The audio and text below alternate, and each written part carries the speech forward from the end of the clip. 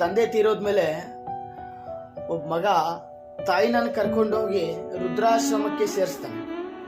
ವಾರಕ್ಕೊಮ್ಮೆ ಇಲ್ಲ ತಿಂಗಳಿಗೊಮ್ಮೆ ಹೋಗಿ ವಿಚಾರಿಸ್ಕೊಳ್ತಾ ಇರ್ತಾನೆ. ಒಂದು ದಿನ ವೃದ್ಧಾಶ್ರಮದಿಂದ ಮಗನಿಗೆ ಕಾಲ್ ಬರುತ್ತೆ. ಕಾಲ್ ಬಂದು ಹೇಳ್ತಾರೆ, ಸರ್ ನಿಮ್ಮ ತಾಯಿಗೆ ತುಂಬ ಹುಷಾರಿಲ್ಲ, ಸ್ವಲ್ಪ ಬಂದು ಮಾತಾಡಿಸೋಗಿ ಅಂತೇಳಿ ಹೇಳ್ತಾರೆ.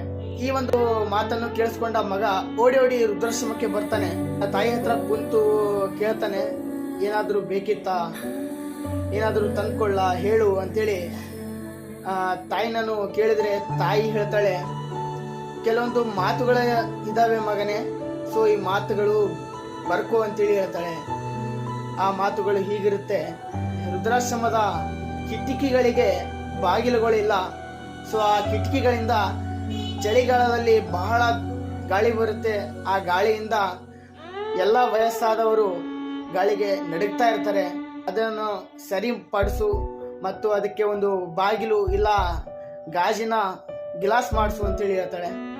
ಅದಾದಮೇಲೆ ಮತ್ತೆ ಬೇಸಿಗೆಗಾಲದಲ್ಲಿ ಇಲ್ಲಿ ನೀರು ಬಹಳ ಗರಂ ಇರ್ತವೆ, ಫ್ರಿಜ್ ತಂದು ಕೊಡು ಅಂತೇಳಿ ಹೇಳ್ತಾಳೆ.